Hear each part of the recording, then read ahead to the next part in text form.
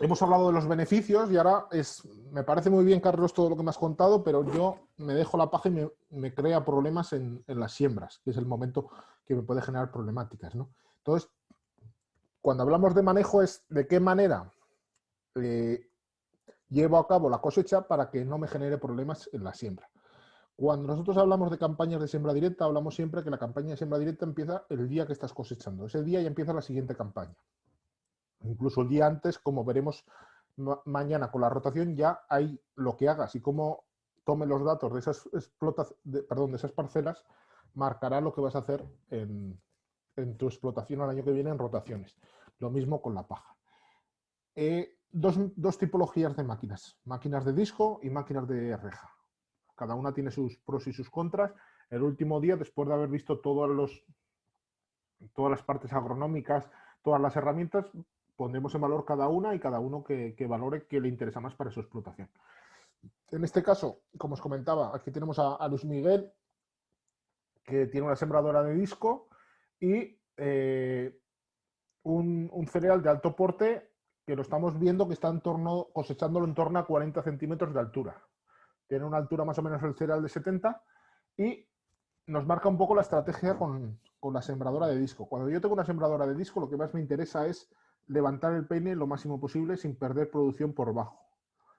Dependiendo cada cultivo, dependiendo cada año, si hay hijuelos tardíos, etcétera, pues subiré más o subiré menos el peine. Yo cuando estoy trabajando, como ahora veremos, en cultivos de un grupo, manejaré de una manera o manejaré de otra. Si yo estoy manejando el grupo que denomino trigo, triticale, centeno y colza, cultivos de alto porte, cuando yo estoy manejando en una sembradora de discos, levantaré para arriba.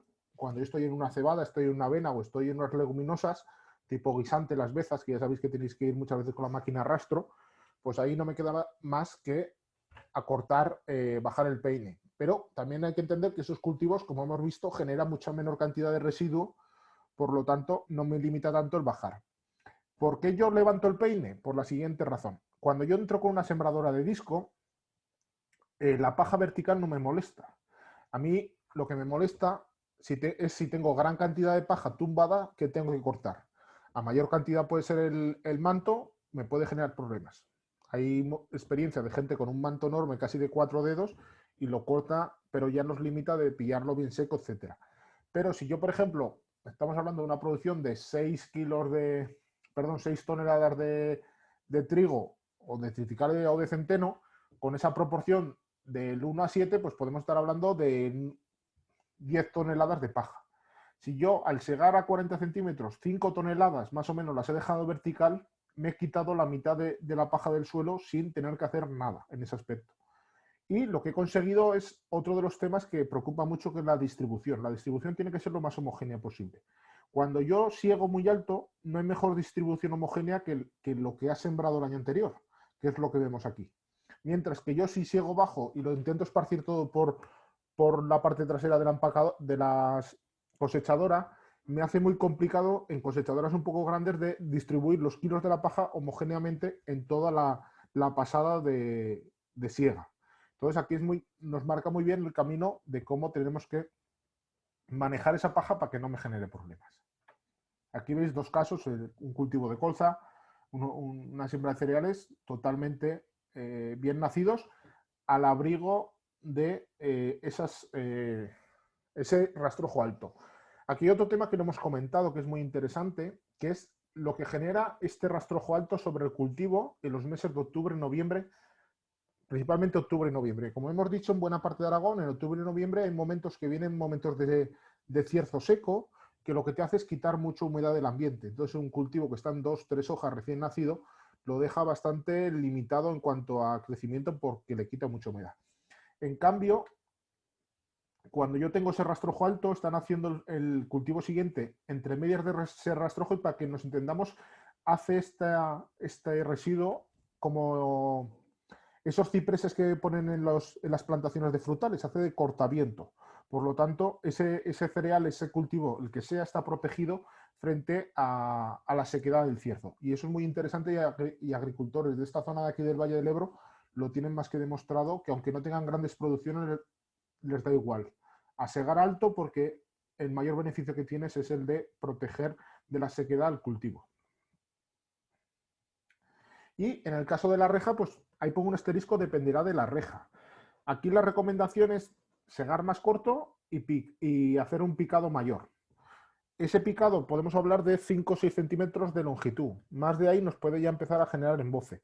El asterisco, ¿por qué lo pongo? Porque depende mucho de la tipología de sembradora. Si yo tengo una sembradora de reja que tiene mucho más desagüe, es decir, no es lo mismo llevar una sembradora de reja de 16 con 4 filas pegadas que llevar una a lo mejor a 20 o a 25 que tiene mucho más desagüe. Entonces, ahí nos marca mucho y cada uno lo valorará. También decimos lo de segar bajo, porque cuando yo tengo, imaginemos, esta siega alta, salvo que tenga mucho desagüe esa paja, cuando pasa la reja, pues pasa por donde pase, puede arrancar ese rastrojo que estaba agarrado al suelo. Por lo tanto, de repente nos encontramos con una paja de 25 centímetros, que antes no teníamos y ahora sí. Y lo que va a ocurrir es que va a empezar a pelmazarse y va a empezar a embozar los brazos. Entonces, por eso es importante adaptar, es decir, tanto lo que nos queda en el suelo como lo que sale por detrás de la máquina tiene que tener la misma altura. Porque yo cuando voy a sembrar, lo que hay en el suelo también buena parte lo voy a arrancar por pasar con una sembradora de reja. Las fotos, ya sabéis que las fotos en siembra directa, en la de reja, las primeras narcencias no quedan tan perfectas, tan homogéneas, esas fotos como puede ser esta de aquí, esas líneas perfectas, pero al final las narcencias son totalmente iguales y sí que tenemos un poco más de distorsión, lo que nos penaliza un poco más el tema de las piedras, que ya comentaremos, pero por lo demás, al final, en este caso, misma tipología, adaptarnos. Sí que puede ser que a lo mejor en producciones a partir de 4 toneladas, 5 toneladas, pues una de reja pues se nos puede complicar un poco el tema, pero eso ya es cada uno hasta donde puede exprimir su máquina. Matices que tenemos que nos consideramos interesantes o errores que se pueden cometer. El tema del picador. Buena parte de las cosechadoras nuevas llevan incorporado el picador, no llevan muchas veces un esparcidor al uso de estos antiguos derrotores, y ese picador muchas veces lleva excesivas cuchillas. Hay algunos que son móviles, por lo tanto, desde la propia máquina lo apartas y no pica tanto y sale la paja más entera, y aquellos que son fijos, lo que más o menos se estima es que de las contracuchillas hay que quitarle el 50% o el 100%, para que la paja salga lo más entera posible.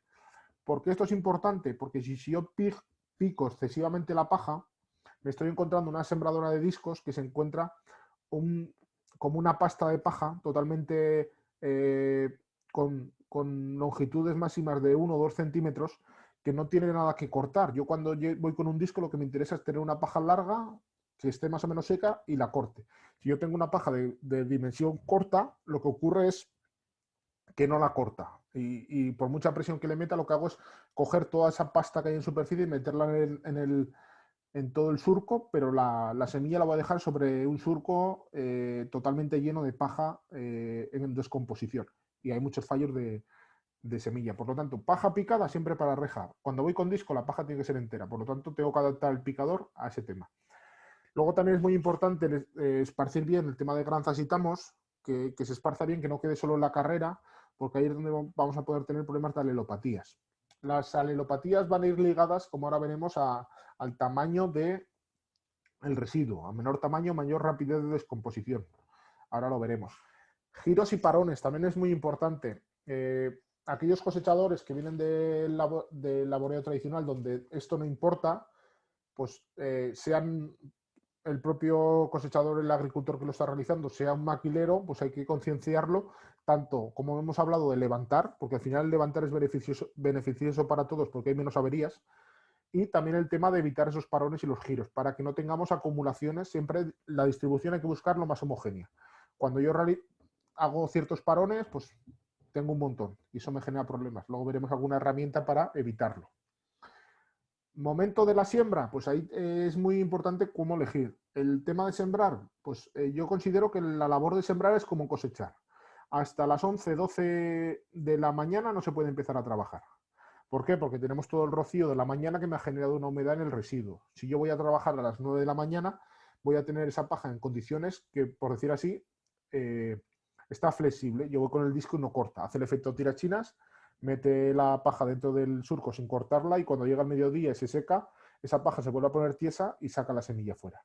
O en el caso de la reja, esa paja no corre entre los brazos, va quedando pegada y vas arrastrando paja y vas haciendo montones. En cambio, 2 horas más tarde, ese mismo campo con esa cantidad X de paja lo siembra sin ningún problema y ningún emboce. Y lo mismo con el disco. ¿Qué tenemos que hacer? Ahora mismo casi todo el mundo está trabajando con GPS y arrancas a primera hora de la mañana hasta que de noche te echan. Hay gente que trabaja hasta las 12 y la 1 de la noche con los GPS y con las luces. No es como antes que en cuanto se te va la luz te tienes que ir. Y en esos momentos de siembra que vais a máxima potencia de trabajo, pues esas horas de la mañana las vamos a dedicar a mantenimiento de máquinas, a llenar las máquinas a tope para empezar a sembrar o a realizar alguna aplicación de pulverización, como veremos mañana, del presiembra de los futuros días que vamos a sembrar. Pero no tengamos esa prisa a salir corriendo porque nos va a penalizar mucho a la hora de hacer una buena siembra. Y la distribución homogénea, como comentaba. Dicho esto, pues ahora hay que ver cómo solucionamos cada una de las problemáticas que nos puede surgir en el manejo de la paja. Enfermedades fúngicas, que lo hablaremos mañana, rotación. Una enfermedad fúngica está en el residuo del cultivo sensible que ha afectado de 18 a 16 meses en modo latencia, esperando otra vez un cultivo sensible al que enfermar, al que infectar. Por lo tanto, yo, si por ejemplo tengo un problema de roya, tengo que tener claro que trigos y triticales los próximos 2 años no tengo que poner en esa parcela.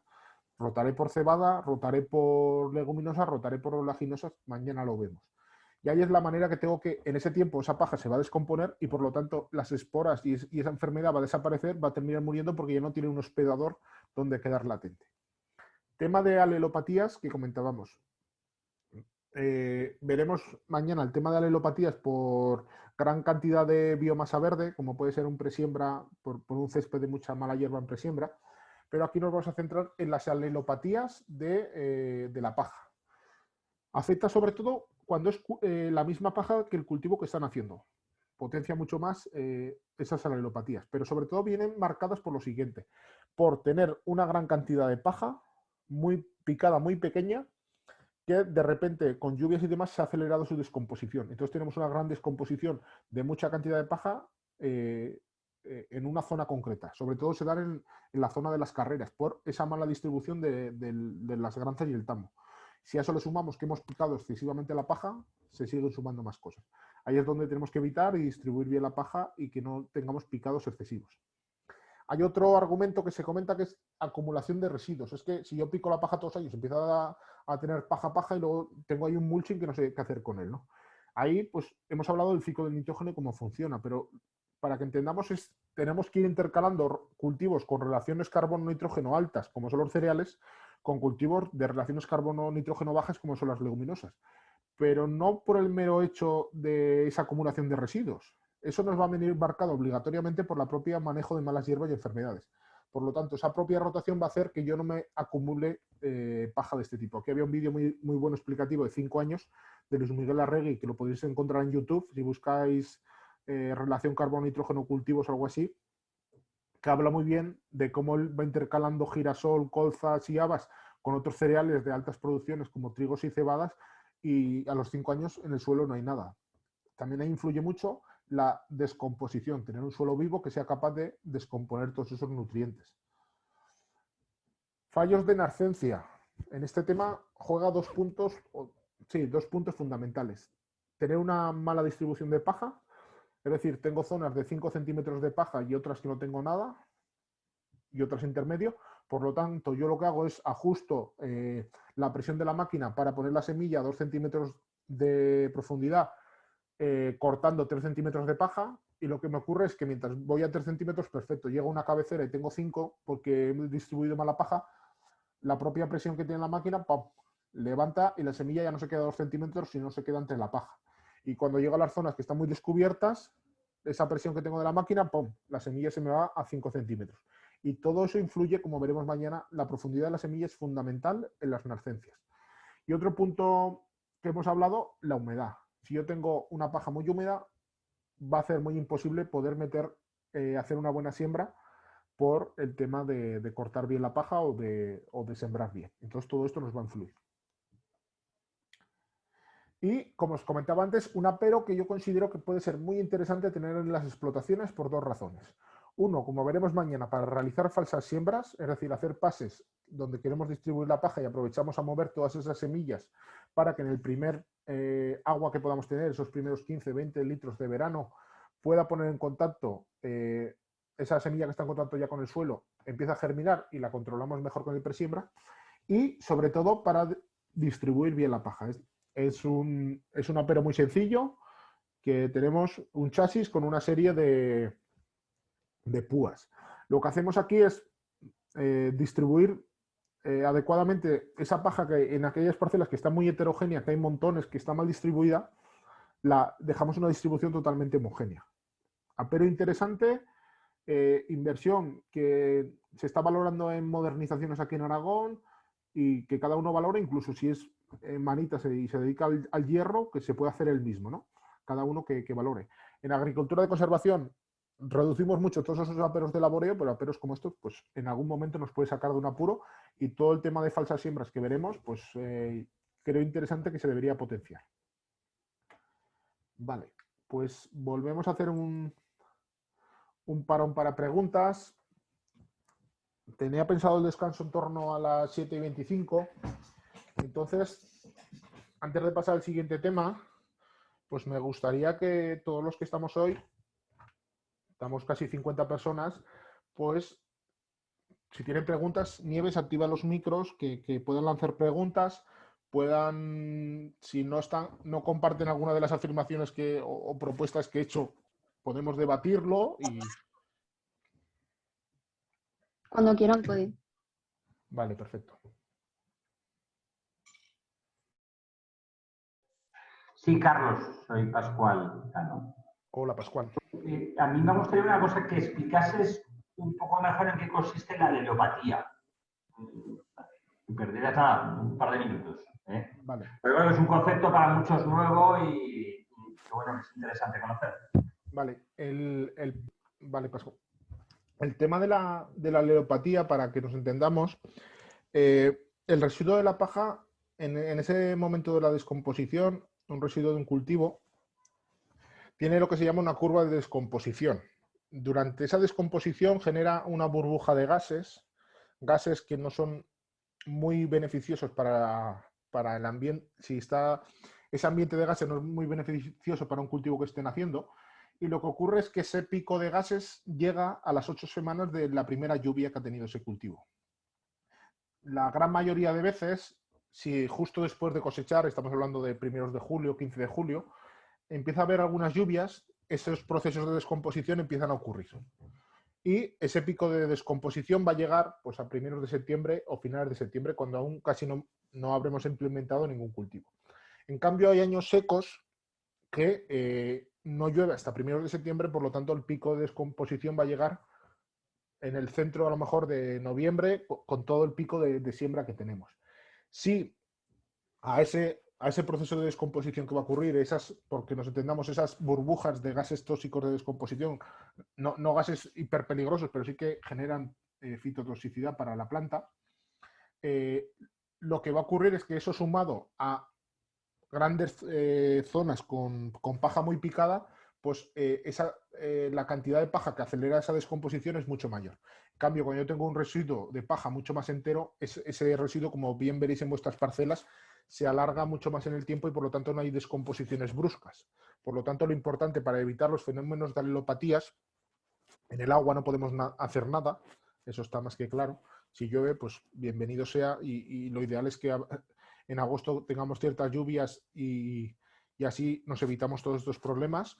Y la clave está, como hemos hablado, en manejar bien la paja y no hacer un excesivo picado y distribuirla bien al máximo en toda la zona de siega para que no se concentre en el centro de la carrera. Espero haber respondido a la pregunta, Pascual. Sí, perfectamente. Luego, el mismo proceso ocurre con las malas hierbas nacidas y a las que se les ha aplicado el herbicida, glifosato en este caso, que coincide su descomposición con la nascencia, ¿no? Exacto, ocurre exactamente lo mismo. La diferencia es que ese pico de descomposición, en lugar de llegar a las 8 semanas, como ocurre con el residuo de paja lignificado, pero aquí lo que tenemos que entender es que esa relación alta de residuo de carbono o nitrógeno que tiene un cereal justo al momento de cosechar es muy alta porque, para que nos entendamos, se ha endurecido. Ese endurecimiento de la planta que empieza desde el encañado es porque se está lignificando la planta y hace que se eleven las relaciones carbono-nitrógeno. En cambio, cuando yo tengo unas plantas precoces con 2 meses de desarrollo o 1 mes y medio de desarrollo, con 2-3 hojas de malas hierbas justo antes de sembrar, tengo una relación carbono muy baja y lo que hace es que las descomposiciones son muy bruscas. Claro, si tengo no excesivamente cobertura en el suelo, esa descomposición no va a afectar porque no hay una gran burbuja de descomposición. Pero en cambio, en campos que tengo una gran infestación de malas hierbas o tengo un gran problema del año anterior de granizo y una gran cantidad de renacido, lo veremos mañana detalladamente, lo ideal es tratar ese campo, dejarlo que se descomponga durante 2-3 semanas y luego, si ha vuelto a salir mucha cantidad, hacer un segundo tratamiento más reducido de fitosanitario y sembrar. Porque si yo cojo ese manto verde, lo trato y sobre ello siembro, con esa relación carbono-nitrógeno tan bajo, la descomposición va a ser muy brusca y se generan fenómenos de alopatías y ya si el renacido, estamos en las mismas, es el mismo cultivo, esas generaciones de gases son aún mucho más fitotóxicas y se generan ciertos rodales de problemas. Sobre todo se dan en años otoñales muy lluviosos que emerge mucha mala hierba o zonas donde hay granizo, donde ha caído granizo el año anterior. Vale. Pregunta Florentino si se podría sustituir la labor de grada de púas por un preparador de unos 10 centímetros atravesando líneas de paja. Esta pregunta similar se comentó ayer y mi opinión, yo me quedo con la grada de púas.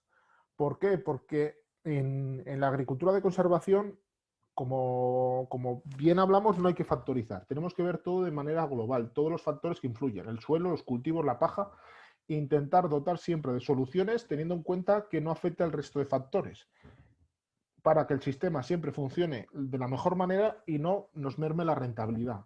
En este caso, como decíamos ayer, nos tenemos que preguntar, ¿qué busco hacer con esta labor? Y esa es la pregunta que nos debemos hacer. ¿Qué coste tiene una labor de preparador? Siempre una labor de preparador va a ser muchísimo mayor que un pase de grada de púas, que vas a una velocidad enorme, van de anchuras de 6 y 7 metros con un coste de gasóleo mucho menor que un preparador. Y lo segundo que nos tenemos que preguntar es ese pase de labor, ¿qué incidencia tiene en mis manejos? Yo cuando pase el grado de púas no voy a tener ninguna interferencia en la distorsión de mi suelo. En cambio, cuando yo pase un preparador, puedo distribuir bien la paja o no, pero ya voy a hacer un movimiento de esas estructuras, rompo todo ese trabajo de estructura que estaba haciendo cuando lo puedo conseguir de otra manera. Cada uno en su explotación baraja las herramientas que tiene, pero yo en caso me quedaría claramente con la grada de púas. Además, es un apero no excesivamente caro, estamos hablando más o menos de un coste de unos 1.000 euros el metro lineal, que cada uno se puede plantear en algún momento a realizar esa inversión para sumar una herramienta interesante a su explotación. Pregunta Arnau si la grada de púas para motivar esa nascencia de malas hierbas mejoraría la eficacia si se combina con un pase de rulo. Yo aquí las experiencias que tenemos es solo con grada de púas. En el caso de pasar un rulo, desde la visión de compactación no nos interesaría porque estamos pasando un peso que nos puede molestar. Entiendo que planteas esa idea para poner en contacto esas semillas que pueden estar así un poco en superficie, aplastarlas y ponerlas en contacto con el suelo. Yo me decantaría más para, con el propio pase, la semilla que hay, pensemos que esa semilla tiene, en lo que es el peso por centímetro cuadrado va a ser mucho mayor que el peso por centímetro cuadrado de una paja en muchos casos, ¿no? Entonces esa semilla irá buscando los recovecos para caer al suelo. Y yo creo que en ese movimiento que vamos a hacer, pues buena parte de las semillas se van a poner en contacto con el suelo. Yo no me decantaría por el tema del rulo, por lo que hemos hablado de la compactación, y porque considero que también te puede generar cierto embonce a la salida. Porque aquí lo que conseguimos con esta grada de púas es ir muy rápido y no arrastrar. En cambio, si ponemos más artilugios al sistema, la grada de púas lo que vas haciendo es, si ves viendo que te se atasca mucho, regulas, levantas un poco el ángulo y desaguas más, ¿no? Dependiendo de la cantidad de paja que tienes. Si a eso le pones un rulo, pues puede ser que en ciertos momentos se llegue a embozar, pero a día de hoy no he visto ninguno con rulo. Todos los he visto únicamente con grada de púas. Y la gente que los usa sí que lo dice que lo que es el denominado purgamiento de las malas hierbas se nota significativamente. Dos preguntas. Cristian pregunta ¿cómo influiría la grada de púas con las cubiertas vegetales de salsola? El caso de la grada de púas no lo hemos comentado. Lo pasaríamos en dos momentos, dependiendo de los manejos. Si yo lo manejo sin purín, lo pasaría justo antes de nada más cosechar. En cuanto pudiera por tiempo, lo pasaría. ¿Por qué? Porque en el momento que llueve en verano, en primer lugar, la paja se apelmaza en el suelo y cuando paso con la grada de púas la muevo menos y por lo tanto no consigo esa buena distribución. En segundo, lo que hemos hablado, cuanto antes muevas esas semillas, antes se pondrán en contacto con el suelo y más facilidad puede tener a una germinación. Y eso por un lado. El tema es que si yo aplico purín, pues puede ser que me interese hacer ese pase justo en el mes de septiembre cuando empiezo a aplicar purines. Luego veremos cuando empezamos a aplicar purines, para ayudar a mezclar un poco la paja con el purín y que se adhiera mejor el purín a esa paja y evitar a lo mejor más el tema de volatilizaciones, que ahora con los tubos colgantes se ha minimizado bastante. ¿Qué ocurre? Yo tengo en el sistema las salsolas que las meto en cubierta de verano. Si yo paso la grada de púas en el mes de julio, las salsolas no tienen suficiente tamaño, si estoy atento, para pasar antes, para que se me embocen. ¿Qué tengo que tener claro? Que la salsola, igual que cuando pasó en septiembre con una sembradora de reja, por su forma de ser, tiene zarcillos que se agarran de unas a otras y se van a unir y se va a embozar la máquina.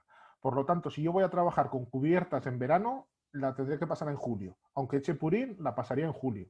Si yo no trabajo con cubiertas de verano y trabajo con purín, la pasaré en septiembre. Miquel pregunta hasta qué punto el tamaño del picado influirá en el hambre del nitrógeno. Ahí influye mucho, ¿no? Ese nitrógeno, esa inmovilización de nitrógeno, va a ir viniendo de la mano de la descomposición. Si yo tengo picados muy pequeños, esa descomposición va a ser mucho más rápida y por lo tanto puntualmente va a inmovilizar más rápido el nitrógeno. Y puntualmente se me va a desestabilizar más rápido el ciclo del nitrógeno. Y puede ser que veamos campos que nada más sembrar se vayan abajo, es decir, aquí pasa algo que el cultivo no tira, no funciona bien. Y puede influir mucho eso, ¿no? En cambio, cuando tengo descomposiciones paulatinas, se acomodan mejor al sistema porque igual que se descompone paulatinamente, se está mineralizando paulatinamente materia orgánica. Entonces el sistema está mucho más estabilizado. En cambio, cuando yo hago cualquier manejo, en este caso paja picada pequeña, o imaginemos un laboreo donde oxido mucho, en el momento que inmovilizo mucho nutriente temporalmente, oxido mucho nutriente repentinamente, lo que hace el sistema es desestabilizarse.